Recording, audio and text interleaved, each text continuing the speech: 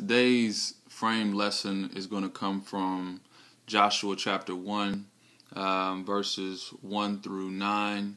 And this whole section is focused on basically the transition of Moses' death in Deuteronomy, the last chapter, and starting out with Joshua chapter 1, with Joshua transitioning after Moses' death as the leader of the Israelites and God appointing him the leader of the Israelites.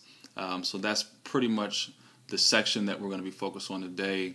If there's a topic or focus that I would like to kind of put out there is, or highlight as a theme, is the promise begins with our belief. And I'll say that again. The promise begins with our belief, and kind of maybe as an underscore, not just our belief, but our obedience. And we're specifically talking about Joshua. I'm going to read verses 1 through 9. We're going to specifically try to highlight verse 8, but I wanted to read verses 1 through 9 so you can get an idea of what we're talking about today. I'll start with verse 1. After the death of Moses, the servant of the Lord said to Joshua son of Nun, Moses' aide, Moses, my servant, is dead. Now then, you and all these people get ready to cross the Jordan River into the land I'm about to give to them, to the Israelites. I will give you every place where you set your foot, as I promised Moses. Your territory will extend to the desert of Lebanon, and from the great river of the Euphrates, all the Hittite country to the great sea on the west. No one will be able to stand up against you all the days of your life. As I was with Moses, so I will be with you. I will never leave you nor forsake you. Be strong and courageous, because I will lead these people to inherit the land I swore to their forefathers to give to them. Be strong and very courageous. Be careful to obey all the law my servant Moses gave to you. Do not turn from it to the right or to the left, that you may be successful and wherever you go. Do not let this book of the law depart from your mouth. Meditate on it day and night, so that you may be careful to do everything written in it. Then you will be prosperous and successful. Have I not commanded you? Be strong and courageous. Do not be terrified. Do not be discouraged, for the Lord your God will be with you wherever you go. The first thing I kind of want to highlight is, again, the summary of what these 9 verses are talking about, just to kind of push that theme. The Lord is commanding Joshua as his appointed leader of his people, the Israelites. And that's where this chapter starts off. And that's pretty much what these verses are encapsulating through 1 through 9.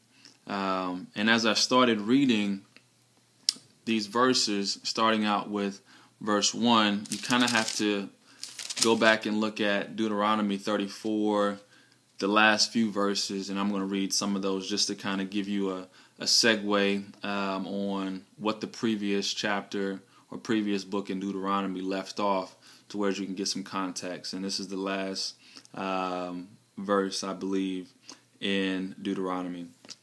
It says, Since then, no prophet has risen in Israel like Moses, whom the Lord knew face to face, who did all these miraculous signs and wonders the Lord sent him to do in Egypt, the Pharaoh and all his officials, to his whole land.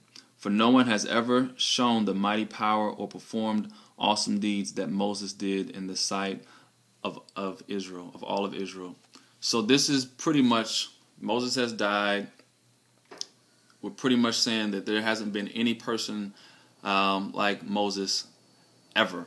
The things that he did, the way God used him, nobody can compare to Moses.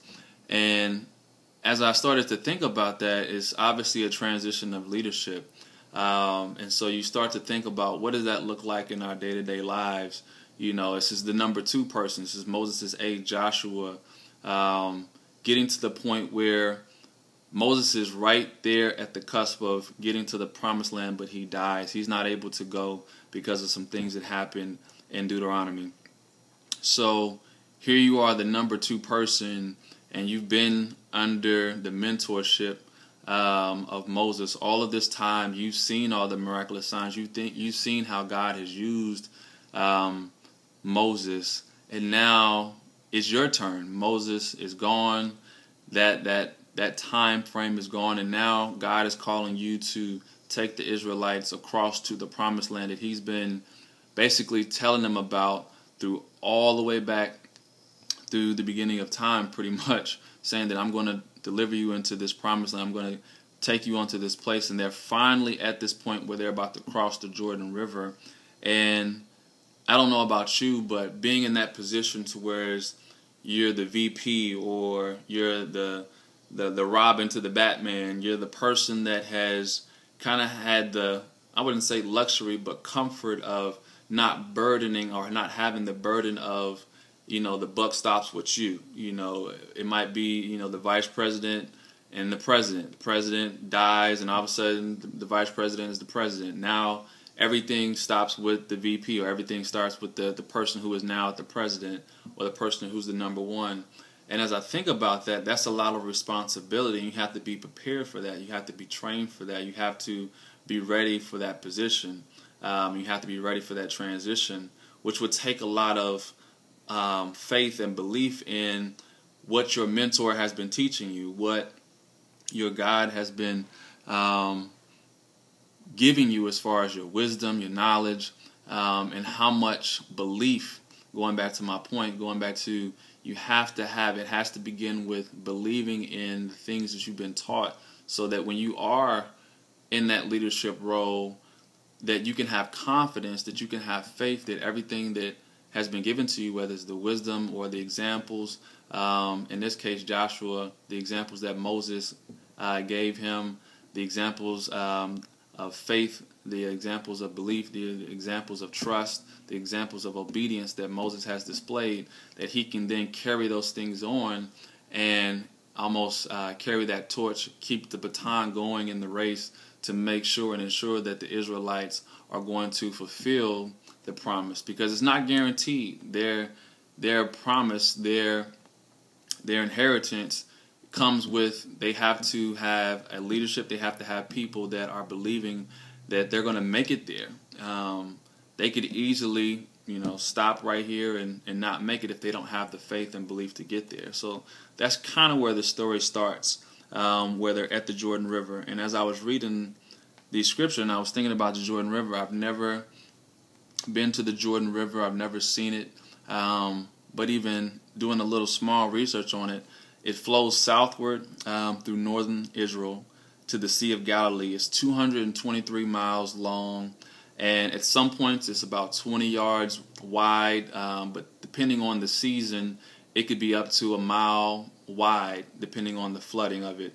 So, and there's a lot of rapids, so there's a lot of rocks and things, so it's not really a quiet stream. There's a lot of obstacles just with the water and the rapids in itself. And then you start to do research on the animals that live around it, so you have various reptiles and snakes and poisonous spiders and all different types of things that are in the water and around the water that are very dangerous.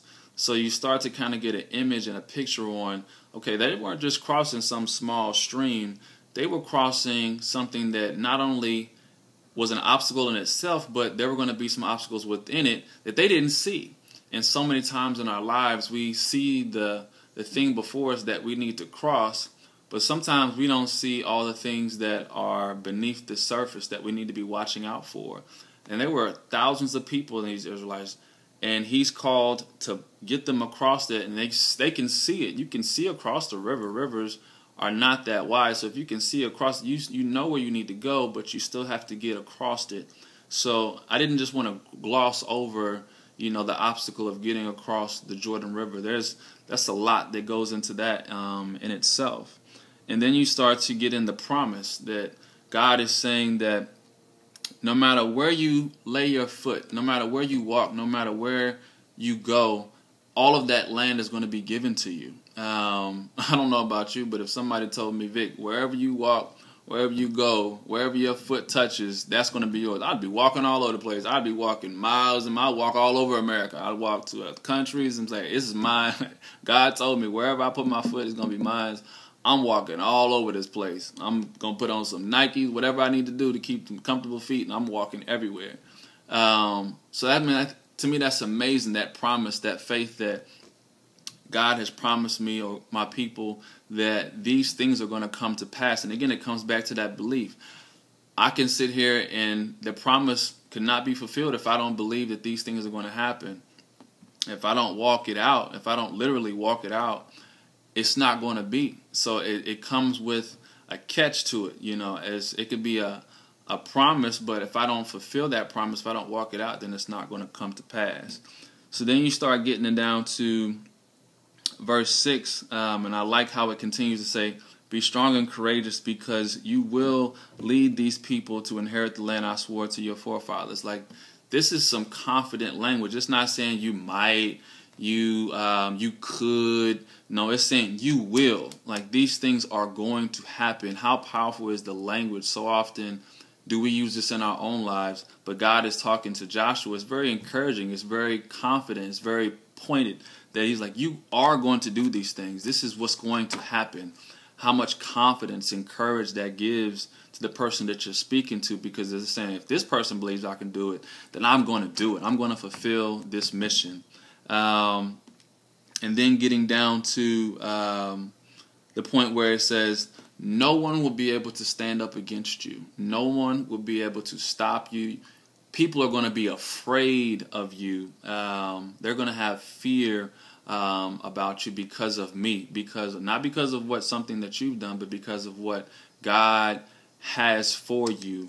Again, how powerful is that the people around you, the people that are going to be in these areas where you are encountering, that they're going to be afraid of you if you, again, have that faith. If you, again, believe that God said he would do what he said in his word and what he has called and commissioned the leader Joshua to fulfill with his people. And then you get down to the verse that I want to highlight, which is verse 8. It says, do not let the book of the law depart from your mouth. Meditate on it day and night, so that you be careful to do everything written in it. Then you will be prosperous and successful. So kind of breaking this down, do not let this book of the law depart from your mouth. So it needs to be on your mind. It needs to be something that you're constantly saying out loud. So many times we take for granted the word of God or the wisdom or what God speaks to us, that we just might just write it down. But so often there's so much power in saying things out loud, to where it's not only people can hear you, but the word in itself. I mean, even going back to the beginning, God spoke things into existence. So there had to be an audible voice. There was some sound. He wasn't just whispering it. God was speaking these things into existence. And so therefore there's power in your language. There's power in the tone of your voice. There's power in the volume that you carry out there. There's so often, I think that's why so many people get into spoken word, because there's power in spoken language, spoken word. It inspires people, it encourages people. And even as you look at what God is doing for Joshua, there's three things that I'm looking at as far as in this installation of leadership with Joshua. What does he do throughout this entire 9 verses? The first thing, he gives ample commission. Obviously, we have the Great Commission, but he gives ample commission to Joshua on where he's commissioned to do and the mission that he's to be set on. And then what does he do? He gives him full instruction. He tells him exactly what he needs to do, exactly how he should do it. And he tells him, look, you need to rely on Moses' law. These are the things, this is the instruction that should be guiding you through it. And then how does he end it up? He gives him great encouragement, not just regular encouragement. He gives him great encouragement. God's encouragement is great encouragement, because somebody else in the street saying something, yeah, that might be a little bit, but God giving you encouragement is great encouragement. So those are the things that, at the end of the day, those are the things that we need to look at. The fulfillment of the promise. We need to look at that Joshua is the second command, but all of a sudden now he's in leadership. So there's a transition of leadership